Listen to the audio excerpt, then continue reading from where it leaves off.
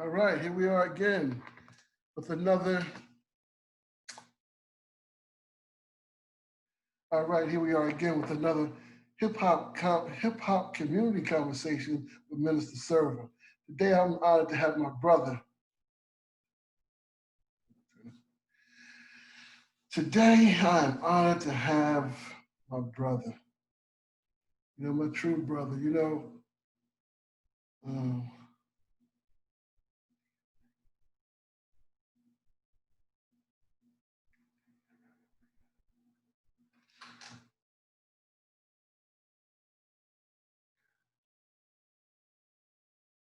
all right, true. Okay, so we started recording already. Cool. All right, that's what's up. So we're gonna put this on here.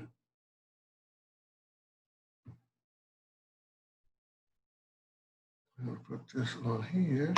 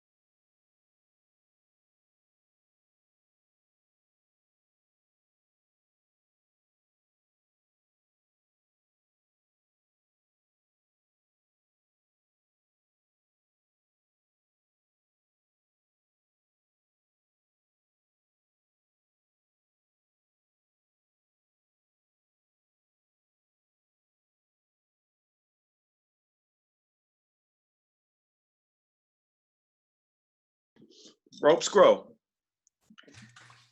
All right, brother, we here now, so we ready to get this started?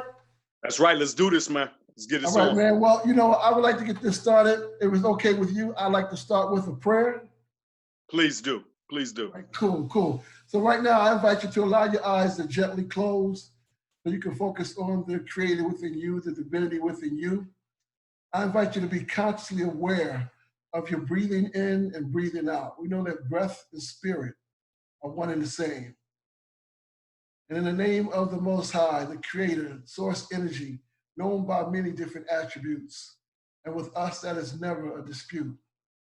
We know that one power, one source, one intelligence that governs the entire universe. It is the spirit of immortality within us, expressing itself through us as us. We are higher infinite power, healing our people. Yes, we are hip hop. We give thanks for the opportunity to be here right now to represent the Creator and represent our ancestors. As we go forward in this conversation, we ask that they guide our thoughts, our tongues, and our actions as we manifest life through these hip hop community conversations. And I'm honored to have my brother here. So I thank the Creator for that as well. As we move forward in this conversation, we know it is true and we let it be. And there it is. There it is. There it is. Amen. Ashe. Hey. Word. Let's jump right in here. Yo, let me give So how you been, man? How's your week been going? Hey, man, it's been beautiful. You know, we started the week off doing these community conversations with Minister Jehudi and Minister Imhotep. And I've been on this energy the whole week, man. It's been beautiful. We've done a couple of the Generation Hip Hop conversation was great. I did one with Seb L yesterday. And so it's been good, man. It's been, having this conversation about vision with these different people has been really cool for me. You know what I'm saying? It's been really inspiring for me. It's some great people. As I tell people, the main objective for me with these hip hop community conversations is to have conversations with people who the hip hop community that I'm involved with most certainly needs to know about and needs to know the works that are being done outside of entertainment. You know what I'm saying? Right. So Right. Without any further ado, let me kind of go backwards and introduce the man that I'm talking to right now. I'm talking to my brother, Sir Malik One. And when I say my brother, I don't mean that in a light general, just black man brother. I mean, Malik and I are closer than my physical brother on earth. You know, that's how close me and Malik are. We have real conversations. We've been in conversations that, you know, maybe one day we'll have a Zoom talk. We'll talk about some of the things just to archive some of these conversations that we had. We just had one last night, matter of fact. That was a dope conversation. But Sir Malik One is one of the founding members of the Temple of Hiphop, along with Blastmaster Kara. So big up to the teacher always. Up to the teacher. Z's way. And on so he and I met in 2003 when I came aboard and started working with him and the teacher and the Temple of Hiphop. And Malik has been very influential with me, particularly with the Temple of Hiphop, because when I came in, I was simply building upon the work that Malik and others had already done. They did the heavy lifting, you know what I'm saying? As far as this document you see behind me, the Hip Hop Declaration of Peace, the Gospel Hip Hop book, you know, they had done the heavy lifting. I came in and just added my piece to that. So without any further ado, I want to introduce my brother as we start this hip hop community conversation. And like I said, it's a conversation. There's a few things I definitely want you to talk about, just so when we play this back on YouTube and on with other social media, but definitely on YouTube, we're going to play it back on, that people can understand that, you know, what we see with the Temple of Hip Hop, what we see in hip hop in general, there are a number of people that can give a number of different genuine, authentic perspectives. And as I always tell you, you're one of the few people that I know that I can go to and get it real, straight with no chaser, no slant in the politics in the whole nine. I really appreciate that you have written your first book. For those that don't know, can you all see this clearly? You know what I'm saying? Peace in Time of War. So without any further ado, our brother, Sir Malik One. What's up? Man, such a warm welcome from you. No doubt. Such a warm welcome for you. You know, first off, Hip Hop Appreciation Week 2020. No doubt. 2020, man. Here we are, you know. And I think one of the most powerful, empowering experiences is having discussed these times decades ago. Right? Having discussed these times decades ago and preparing ourselves, walking the path to be where we are right here, right now, in space, in time. And what did you say last night always that tripped me? Transmitting, right, from the planet Earth. Transmitting live. Transmitting live. Yeah. Mm-hmm. Yeah. So it's been a good year. You know, we've seen a lot of tragedy. We've seen a lot of heartache, obviously. A lot of pain, but just like yin and yang, where there is darkness, there is always light. And so it has been a good year, in my opinion, because it has been revealing, right? Quite revealing, to say the least. Definitely. So, you know, as we start this conversation, as I said, you and I have known each other for years, but for the people that don't know, tell the people who you are, you know, where you're from. I know you're in California now, but give the people just kind of a background, a brief little background of how you became Sir Malik One. Mine, I guess, is somewhat of an interesting case, but yet quite normal to the hip hop citizen, the average person living in the culture that we call hip hop. Those people, my story is very common. Born and raised in Chicago, Illinois, after my own personal family tragedy and my family divorce and such, my mother remarries, moves to the East Coast. And when she moved to the East Coast in 1979, of course, we all went with my mother. That was my introduction to that Northeast corridor, Philadelphia, Jersey, NY. And so, you know, moving away from, you know, my family and my comfort zone and such, it was challenging. It was difficult. It was riddled with all kinds of, you know, just problematic things that I wasn't ready to face, more or less. Didn't have the kind of spiritual guidance more or less, or leadership even, physical leadership to help me. So, like a lot of kids running the streets, found myself running the streets of Brooklyn and New York, and obviously like 83, 84, going into 85. So being in that whole Northeast area, we were, we witnessed not necessarily the birth of hip hop, but we witnessed the expansion of hip hop. We were a part of that expansion. And so being a young kid, wayward in the world still, as rap music started to develop, I was originally a b-boy. That was what made my calling. My older brother was a very accomplished DJ in that area, DJ Lesk, shout out. But moving forward, running the streets, I met KRS-One in 86, 87. And so around 86, 87, he kind of pulled my coattails a little bit, asking me a few questions, about who I was and why I was with who I was with, sort of thing. And so it went well. It was very positive. And it wasn't until maybe a few years later, we met again in Philadelphia at an event before Scott was killed, actually. And it was some shit that happened at the hotel.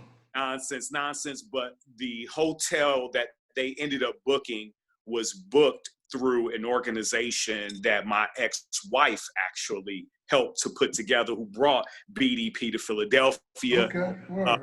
And so Fat Daddy Productions, they was called back then. And so, but some shit jumped off in the hotel, but we were able to intersect again at that time. You know what I mean? We was able to link up, talk some more.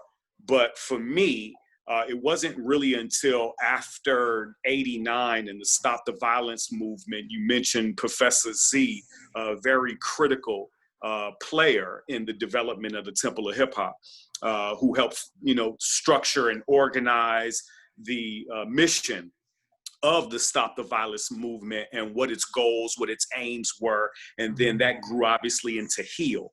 And so during those years, I had to kind of find myself in the world, but I would always find myself linking up with them when they were doing things. Zizwe happened to be doing the first hip hop lecture at the University of California, Riverside, where he was a tenured professor in their African American and history department. And so at the time, we're talking circa 1990, 91, I happened to be stationed. I went to the United States Navy and was stationed in San Diego. So I took like 20 cats. I think it was it was actually more about 12 or 13 of us, but then there was some other people that had came along with them that had spread the word, and we ventured up 2.5-hour drive on the bus. We took Greyhound to Riverside to be a part of this event, because we were very much just citizens even then, just strong proponents of hip hop back even in the early 1980s. Yeah, you remember what that was like. Yeah, I mean, because not to cut you off, but what you're talking about is that, like, we can look back now and see what we were then, even though we weren't constantly aware of it at that time. So yeah. So true. So incredibly true. Mm-hmm. And so, it would trip a lot of people out because I didn't, run around talking about who I knew. That just wasn't the kind of brother I was. You know what I'm saying? Right. Even earlier, being from Chicago, I had already gotten a lot of pushback and unfavorable response from being able to, know him and meet him and have conversations the way we did back then, because I was from Chicago. I wasn't from New York. Right. I wasn't a rapper. I wasn't an MC. I didn't have that in my repertoire. That really wasn't, it was just that we happened to cross paths because he knew some of the people that I was dealing with at the time, where he tapped me on the shoulder and was like, "Are you all right?" Kind of gave me a nudge, so to speak. And in that nudge, it just more or less propelled me along my own path of self-determination. And then, of course, years later, after the Schaumburg meeting of the minds in '94, KRS began to talk a lot about hip hop building its own secret society and a lot of that. And that's what I was into. You know, I had no interest in being in the spotlight. I had a few other friends of mine who had been very much in it, Tupac being one of them. And so, again, my goal wasn't to be in the spotlight. I didn't need that. I had a family already. I had been in the military. I had been to war. You know, life was of great value to me. I was trying to figure out, wait a minute, hold on. How can I make certain that my seeds have a future? How can I make certain that my babies and my grandbabies are going to be able to have some opportunity when it's their time to come along? And so a few years, obviously, after the Schomburg, he announced the Temple of Hiphop as a organization, a hip-hop organization. And that's when he reached out to me. We both happened to be in California at the time. And we just sat down and began to really work with a lot of the things that he and Z's Way had developed, but we needed to figure out how to put it in action. How do we put it in motion? What can we use? What can we do, et cetera? So yeah, that's when we got our jump off. And you know, back then, nobody loved the Temple. Nobody was saying it. People would look at me crazy, kid. Yeah, man. I can imagine, man. I mean, because I remember, you know, KRS telling me, you know, just the transition from Boogie Down Productions to the Temple of Hip Hop. You know what I'm saying? That was a serious transition, and I remember we were talking about, you know, because you know, Chris was going through his, you know, spiritual transformation and the whole nine, and I remember when he then he dropped the I Got Next album, and right. You know, that's the album when, you know, it began to see that serious push. And like I said, we were down here in Atlanta, you know, working in that same kind of mindset with Nation Time Syndicate. So, you know, it's always been my goal to link with the like-minded people, you know what I'm saying? And not so much even trying to run around and get people to be down, but link with those that are already like-minded so we can kind of strengthen and build each other. And that's the same way that I still approach hip hop. But in those early days with the Temple of Hip Hop, like when you guys, like, okay, we're celebrating Hip Hop Appreciation Week. How did that? What was the thought process behind that we actually wanted to create? Because I guess Zulu Nation they were still doing the Hip Hop History Month, but to actually set aside a week for hip hop appreciation. What was the spirit behind that? And you know. So yeah, there's actually a point of order here. Hip Hop Appreciation Week was first, actually. Oh, before Hip Hop History Month. Yes. Now there were hip hop history events prior, but there was not an established month at that time. In 97 was the first year that the teacher had organized people close to him right there in New York. They did a few events. It was fairly successful, didn't really make a lot of noise, but there were definitely people who attended, if my memory serves me correctly, because I didn't attend each event in 96 then, or excuse me, in 97, because I was here on the West Coast at the time. But I believe Raw Goddess was definitely there. I know she was there. Fat Joe, I believe, was in attendance. And then, you know, a few other individuals, I think 50.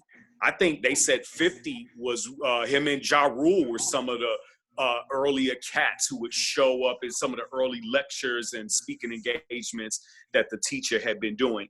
But it wasn't until they arrived in California when the teacher began doing his work with Reprise Records at Warner Brothers. He was vice president of A&R, got kind of fed up and tired of what was going on. This was right when he had left Jive and decided to come over here and try to develop a different angle at organizing hip hop through the industry. And this is where he and I became close, because he had appointed me to more or less be his witness, if you will, to how it is when you are in negotiations with record deals and record labels and huge distributions, and, you know, all of the apparatus of commercialism is present and at your fingertips. And so it was a wealth of knowledge and a unparalleled and unprecedented experience for me at that time. But it wasn't until they came to California, Los Angeles, by actual truth, is the first organized chapter of the Temple of Hip Hop, organized by and what year was that? 1998. 1998. Okay. Right. So now, so if we fast forward a bit, 1998, then fast forward to 2001, where you, KRS, and the Temple of Hip Hop begin to organize this move to go to the United Nations to establish hip hop as an international culture. Absolutely. Talk about some of those kind of conversations, because see, again, you know, what's amazing to me about this energy that we're in now. A lot of people don't know these stories because as much as KRS teaches, he doesn't necessarily teach these details because people don't always know the origin, and then sometimes just to hear from a different vantage point. So to go from 1998 up to the conversation that preceded the actual event at the UN, what were some of those conversations like? Now, in all fairness, let's reflect back just a little bit. So look at some of the other things that were taking place in 96 and 97 in particularly. Okay. Most notably, obviously, the killings and the murders of Pac and Big. And you are very well knowledgeable about the tribalism and the divisions that had already been percolating in hip hop's regions, right? Different regions and whatnot. So after their killings, it only exacerbated it. It made it worse. And we were seeing it, and there were signs of it everywhere. And so what we tried to do in those years, especially, there were a number of seminars, numbers of lectures, numbers of community forums, and university meetings and groups and shit coming together, trying to more or less keep hip hop together. But we also noticed that there were certain people, primarily industry-minded people, who were basically saying, fuck hip hop. I ain't dying for this shit. That's real. Now, mind you, that may have been their opinion. I, for one, who had been a working stiff and a Navy veteran at that time, I knew what it meant to be out here working a real job and not having the luxuries of being able to travel the world and have a recording contract and so on and so forth. So for me, I knew what it really meant. So there was a lot of division. There was a lot of bitterness. There was a lot of hatred. There was a lot of that shit. And so we really chose to delve into these areas and go and talk to many of the communities that a lot of people in hip hop and outside of hip hop more or less were afraid to, because you had a whole lot of people casting all of their criticisms about what hip hop should be doing and what hip hop shouldn't be. Well, the founders and the pioneers had stood up by saying, well, wait a second. First and foremost, while we can appreciate what you're saying, hip hop will tell hip hop what to do. You will not tell hip hop what to do. And so this was more or less the spirit in those years. I just wanted to briefly reflect on that. And not like it was the spirit and energy of everyone. It was the spirit and the energy that we moved with. We sat down, discussed about how challenging it would be. When I say we, I'm talking about myself, KRS-One, Chuck D of Public Enemy. Kumo D was in a lot of conversations. Professor Z, as I mentioned earlier. And so these were the mindsets that we chose to go into our situations dealing with. And so by the time you get to 99, and we had, done things like we had opened the Rock and Roll Hall of Fame. KRS had did the keynote address at the Rock and Roll Hall of Fame hip hop exhibit. And so there were various times. What year was that? This is 99. Okay. So there was a lot of people, you know, that we were able to interact with, lots of still big shows and festivals that was going on. So a lot of meetings behind the scenes. And so that really was also our mandate, because a lot of people knew that it should be done, but no one really wanted to do it. So that was the teacher, you know what I mean? He said, well, I'm going to do it. And he looked at me and said, you with it? And I was like, yeah, I'm with it. We came this far. We damn sure have to keep going. And so at that point, one of my biggest criticisms was everybody doing their own thing still and not really having any type of code of conduct so that we could do business and preserve ourselves and the businesses that we aspire, you know, obviously to grow and prosper. So in these discussions, some arguments, some heated debate, some pushback, lots of people were against it, but boy, I would have loved to be a fly on the wall in some of those meetings, bro. Yo, man, hey, listen, with all due respect for all the people and all of your listeners and anyone who hears this down the line, with all due respect, confidentiality and privacy are two hallmarks to the work that I do as a bioethicist and an ethicist and cultural specialist, even in hip hop. So I respect a lot of those conversations, because some of the things that were said are not meant for the general public. But I can tell you this, shit got heated. For real. Shit got heated, bro. Shit got heated, man. And so what won out, though, was diplomacy. And out of that diplomacy beget the 18 principles above your head behind you there, being the Hip Hop Declaration of Peace. Yeah, man. And you know, big up for that, man, because when like I said, when I came aboard, it was already done. In fact, I met right after that, which was May 16, 2001, going to the UN. And all of the people that was there, you know, for the people that don't, you know, there's a lot of documentation out there of telling people. I think it's a couple of videos on YouTube and the whole nine that talk about it. But since that time, you know, keeping up that energy in it, you know, as I said, you all did the hard work, laying down a foundation and kind of allow people like myself to come in and build upon that legacy. And I think as we talk about vision now, you know, that's a big part of it. You know, as I said, I did the Generation Hip Hop Global conversation, hip hop community conversation the other day, and that's one of the things that any organization that I work with, it has to be willing to at least incorporate the principles of the Hip Hop Declaration of Peace, because those are the guiding principles that I live my life by, that I teach by, that I raise my children by. And I tell people, no one in their right, sane mind, spiritual faculties and vision forward would read that document and not agree with it. Now, whether you choose to be involved in hip hop culture, as I tell people all the time, I look at hip hop as any other culture.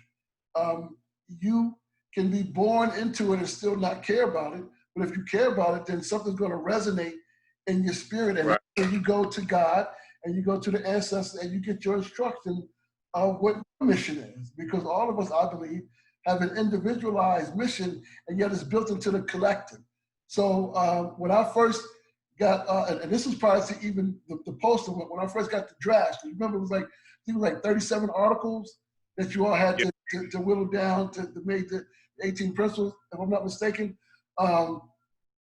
It was heavy. There were more than that, actually, even before that. There were more than that. Word? Okay, word. Because I told you, KRS came to Atlanta like in that November of 2001, and I remember him giving us copies of those articles, and I told people I still got those copies in my archive, you know.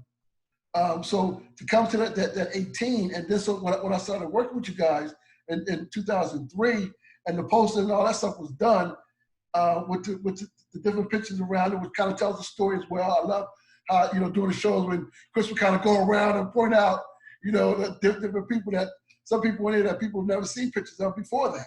You know what I'm saying? So big up to you and KRS One, the teacher, for just doing that heavy work, man. I mean, for me personally, it's been most certainly one of the cornerstones of the work that I've been able to build upon from the work that you guys already put in. So, you know, I tell you all the time, you know, enough respect to that type of work. the work that you do in your other life. As I tell people, all of us got different slices of life that we do. When we talk about where we are now with this COVID-19, and I was telling somebody this the other day. Malik came here in 2019 for the conference, right? Now, right. in 2019, Malik and I had not physically seen each other on Earth since 2005. Can you believe that? Since 2005, and yet our bond and our connection has not only has it not wavered, it's gotten stronger, I would say. Yep, absolutely. Because the one thing, and this is what I tell people about my relationship with KRS One and Malik, all of those things start spiritually for me first. All right. It's the spirit, and then it's the mind, then it's the physical, which is the seeing each other. So while we were building spiritually and mentally, we didn't physically see each other until last year. He came to Atlanta. We got a chance to kick it. Like, of course, it wasn't like, oh, I ain't seen you forever because we talk all the time, so, but it was good to see my brother. It was good to see you live on the planet Earth, particularly in Atlanta, you know what I'm saying? So with that being said, you came here for a conference. So, tell us about some of the work that you do in your other life. So thank you for this question. This is actually something that I believe deserves a great deal of examination by many people. So after spending those years developing not just the principles of the Hip Hop Declaration of Peace, but more or less building and structuring the organization of the Temple of Hip Hop and its pedagogy, most significantly. And so a lot of lessons, obviously, right? A lot of overstanding, a lot of insight. And as we move through the years, as you know, and we touch base on this, and this is something I definitely want to keep this as authentic as possible. But, everything did not work out the way I had hoped or wanted it to work out in the development as the temple became a preservation society, ministry, archive, school, society. There were many things that we had discussed as we go into the future. Sure. And so just like a number of your listeners, yourself, myself, and others, things don't always go the way we plan. Well, what do you do? What do you do? Do you just sit on the sideline? Do you just, leave your marbles there? Do you just walk away from the slot machine? Do you walk away from the game? What do you do? Well, a lot of people can do a number of things, but none of these things were what I chose to do. Because in our study, we have a deeper belief. Our meaning and our purpose, more or less, leads us to even deeper beliefs and even deeper insights. And so what I chose to do was take a number of the skills that I had developed organizing within hip hop's culture and building the temple into different areas that I had worked in previously, one of them being the medical field. When I went to the military, I was a Navy corpsman. So became a surgical technician, worked in disease control, did a number of other things. And so one of the things that kept needling me was, why? Why didn't it work? What happened? What went wrong? Did something go wrong? Did I do something wrong? All of these questions, right? And so as I began to sift through them, as I employed and transferred the skills into different areas of my life, I was able to create models, not just similar to what we were doing in the Temple of Hip Hop, but much more advanced. And so I took these skill sets, I combined them, I began working with public health and approaching the issue of HIV. So HIV, obviously, as we know, is one of the most deadliest diseases Black people know, right? It's one of the most deadliest diseases.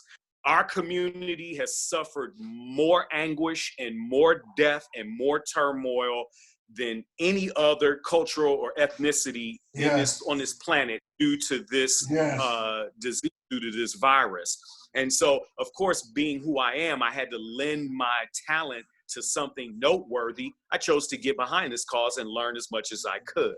So in learning what I could, I began to realize that there were ways that I could transfer those skills that we were developing in the temple in this field of medicine. Obviously, as you know, Minister, our first principle at the Temple of Hip Hop is our beloved H law, right? Health, love, awareness, and wealth. Well, obviously, being that I was a medical professional, you can see why that health became one of my primary fields of focus. And more or less, I've now positioned myself as a health officer of sorts, not just for the Temple of Hip Hop, but for hip hop culture globally. We need to have reliable sources that we can refer to in times of question, doubt, skepticism, or just outright disagreement to be able to lay the record straight, right? Set the record straight so that real decisions can be made. Right, and you know what? Let me jump in for that because as you talked about, we are a global community in hip hop, and That's right. The expertise and the best practices that we have, we most certainly want to share them with each other. And for you to be as intimately involved in building the culture and on that health side, that is a tremendous value and a tremendous asset. And what's beautiful, as you said, is in direct alignment with the H law. Direct alignment with that. You know what I'm saying? So, the way that spirit is moving things is just, really been beautiful and how things are manifesting. When we think about where we are now and the work that you're doing, and this, how is this pandemic that we're experiencing right now, how has that affected you and your work? Well, that's exactly where I was going. So doing this work and translating these skills, I am a part of a small group of people scattered across the United States who have re-engineered and pioneered a template, a pathway, a healthcare continuum to be able to surveil, test, then track, do disclosure, do provide health education, and then link those people directly into care when they are positive. So that's the work I've done and engineered in HIV care, which is why I was invited to the CDC last year to present that research to their global community. The CDC has the premier national HIV prevention conference in the world and has for several years. So that's why I was there in Atlanta to present that research. But now here we are a year later, and now we are seeing yet another evolution of a viral attack that humanity is facing. So when everyone was in disarray several weeks ago, it was the Trump administration who reached out to one of our focus groups who I work directly with in the state of Florida, because they had no clue, no idea, how do we deal with this? How do we address? So they basically recommended what we do when it comes into the HIV care continuum of how to surveil, how to test, how to track, how to disclose, how to educate and link into care. And so this began to spread through the country. Dr. Birx, who is the second in command behind Dr. Fauci, she highlighted it in one of their earliest press conferences where she made mention that we've been ignoring the HIV community for many years and not listening to them. And that's where they went to be able to get this information. Okay, let me pause this for 1 second. Go ahead. Grab this other line. I need to put some thing. Go ahead. All right, we are recording again. I want to make sure that the battery didn't cut off. So, Sir Malik, you were sharing with us about Dr. Birx saying about how they weren't taking things serious. So go ahead, let's continue on the point you were making. Right. So in her press conference, she made mention that, the HIV community in the care continuum have pioneered the way forward. And so I was just making mention of that because I have worked with a lot of these administration officials obviously in the recent years, as we have been creating a campaign to end the HIV epidemic, all new infections by 2030. And so obviously by the time COVID-19 hit in November of 19, November. There were already signs, and there is possible information and data, even in my own databases, that there may have been patients who were experiencing symptoms right here in the state of California, where we also know one of the first cases was. I remember that, yeah. And so the pandemic has obviously exacerbated. Sure. There could have been many things that were done. Us social distancing, I know a lot of people have been very critical. There's a lot of protesting, lots of people just, are frustrated. I get it, I Yeah, understand. and you got people that, like you said, a lot of misinformation out there, and And that's you that's know, absolutely right. the whole scare tactics and the whole distraction, things of that nature. So, speaking of that, speaking directly to the hip hop community, what kind of advice would you, a person that we trust, that has that insight, what should we be doing to prepare for the new paradigm? Because as I often say, the way that the world was just 60 days ago will never exist again. So in the excuse me, so in the spirit of vision, what kind of advice would you have for us moving forward? Well, these issues have been percolating more or less in my consciousness for years. And so thank you for, in the introduction, you held up my book. In that book, Peace in Time of War is the vision. It is the beginning steps for every individual to begin to secure themselves, to take action, and to more or less prepare for not just the next pandemic, but the next earthquake, the next hurricane, right? The next economic collapse, the next scandal, the next tragic murder. These things are going to continue to happen, and they're going to keep lurching forward until eventually they touch us all. So it's only the contingencies that we organize and set up today that will have any hope in being able to protect us in the future. Word. So with that being said, we most certainly, one of the things that I love about hip hop in general, your video went out, I believe. I'm not sure what happened. Okay, thank you. One of the things that I love, I can't hear you now. Okay, it's on now. Can you hear me? Yeah, man. See, we're in this new technology thing. I can't hear you either. You know what? Let me pause it. Can you hear me now? Can you hear me? Can you see me? You can see me, but you can't hear me. You can't see me? No audio. Okay. Let's see what's going on with the audio. I can't hear you either. No. All right, hold on. Let's pause this. Yeah, Okay, here we go. Continuing to transmit live to the planet, through the planet Earth. Check this out. As I tell people, we are dope at the remix. So even with this, the things that we're having to adjust to, man, it's not an accident that a higher infinite power healing our people. D-Nice set it off, I would say. When D-Nice did that quarantine, it really gave all of us like because remember early on, there was a lot of fear, there was a lot of panic, and people like myself on the spiritual side were most certainly cautioning people to always understand that as a spiritual being having a human experience, you have choices. And the choices are based on pretty much two things: love or fear. The love falls on the faith side, and the fear falls on everything else.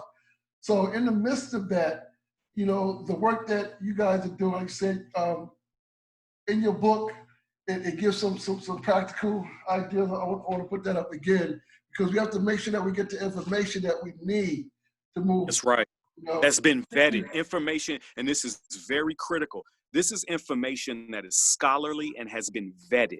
And what that means is I do not promote conspiracy theories. If you have no proof, if you have no evidence except something that you saw on YouTube or you Googled, believe me, that is not scholarly. More research, more time must be taken in order to get to a conclusion, or at least a position that we should be taking as people.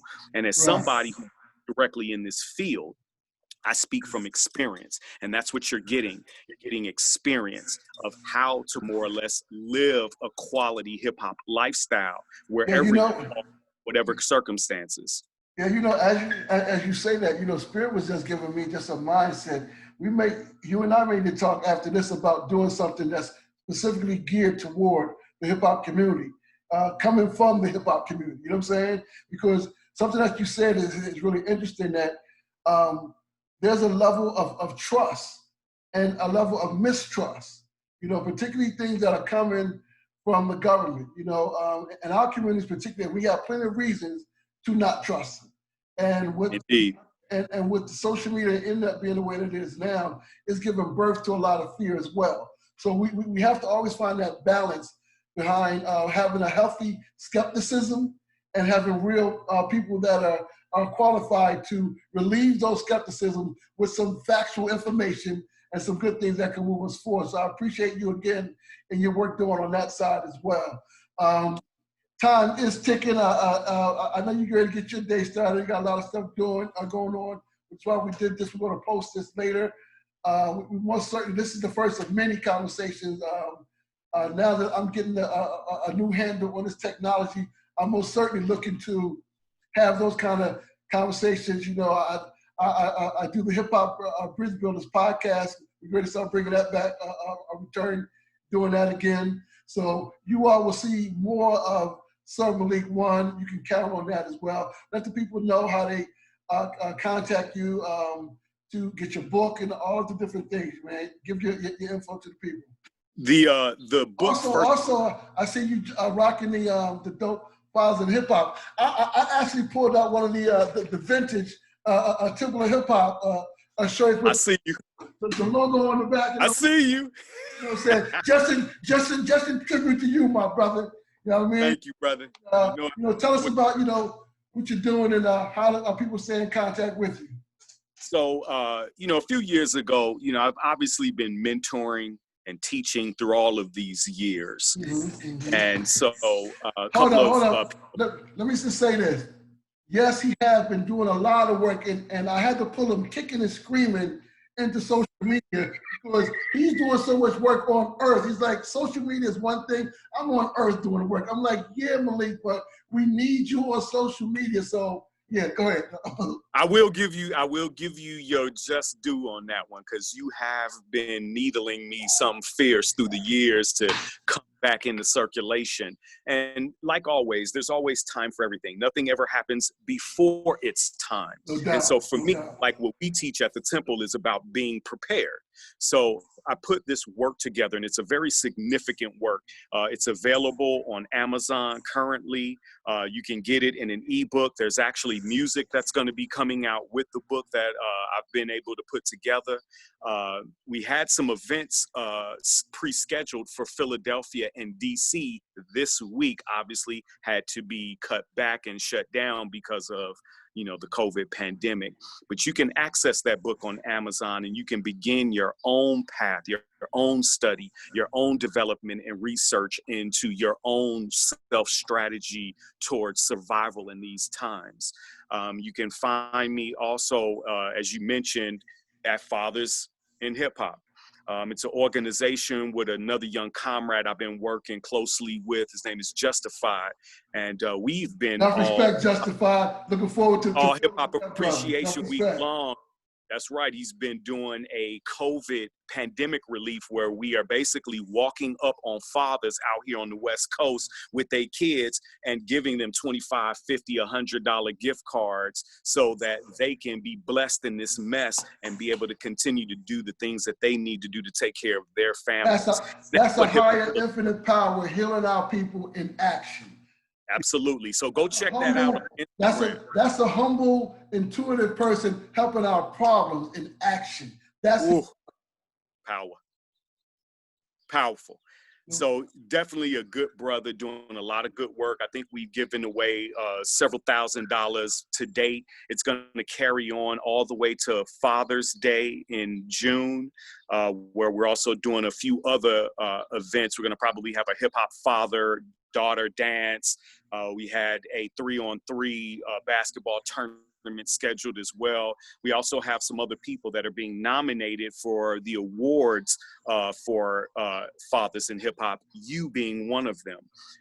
So you can find me out here. I'm really an average, down-to-earth man. My goal is to speak to hip-hop citizens beyond entertainment and beyond commercialism. While those are aspects of our cultural experience, they are not the core.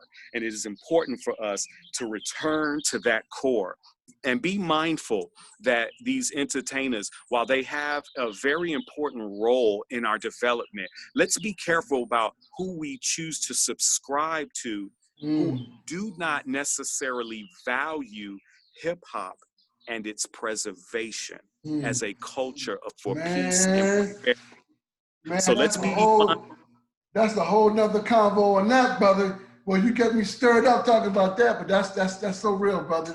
That's so real. And you know, okay. I appreciate you taking this time. It's the first of many hip hop community conversations. Looking forward to having you on the Hip Hop Bridge Builders podcast. Looking forward to do it. And Justified with Hip Hop Fathers. People know, in fact, you know, my new goal is to be the dopest hip hop grandpa ever. You know what I'm saying? I have 6 children and 6 grandchildren. So the hip hop fathers, I am hip hop father. No ifs, ands, but you know, I tell people the real pride of everything that I do is demonstrated in my 6 children. You know, yes, sir. You know, that's the thing that I'm most proud of, is being able to help raise 6 wonderful human beings. And the mothers of my children have allowed me to grow as a man and as a father. So I'm looking forward to talking with the young men and fathers in hip hop, because just like you, I was a young father that had to figure it out. And exactly, both of us. Both of us. Yeah, man. Yeah. Yep. And, raised 5 kids myself. Yep. Yeah, man. So, you know, looking forward to those conversations. Do it. I appreciate you being here. Have a great rest of your Hip Hop Appreciation Week. I'm sure you and I will be talking absolutely, fam, throughout the time, but I appreciate you taking this time to do this. And we're going to end the same way we started. If you don't mind, I'd like for us to end in prayer as well. Please do. Sure, indeed. In the name of the Most High God, known by many different attributes, with us it is never dispute. We know that throughout history, you have manifested yourself as a higher, infinite power, healing our people. We are thankful that we are the vessels that you're using in this time and space. I give thanks to have this conversation with my brother Malik. May he go forward to his next destination as safely as he arrived right now, and continue to let his light shine as is most certainly needed. We need this peace in these times of war that we're in right now. So we give thanks for the opportunity to have that. We know that it is true, and we let it be, and there it is. Amen. Ashe. Word. Peace. Word. Talk to you, bro. I'm going to holler at you, fam. Do your thing, man.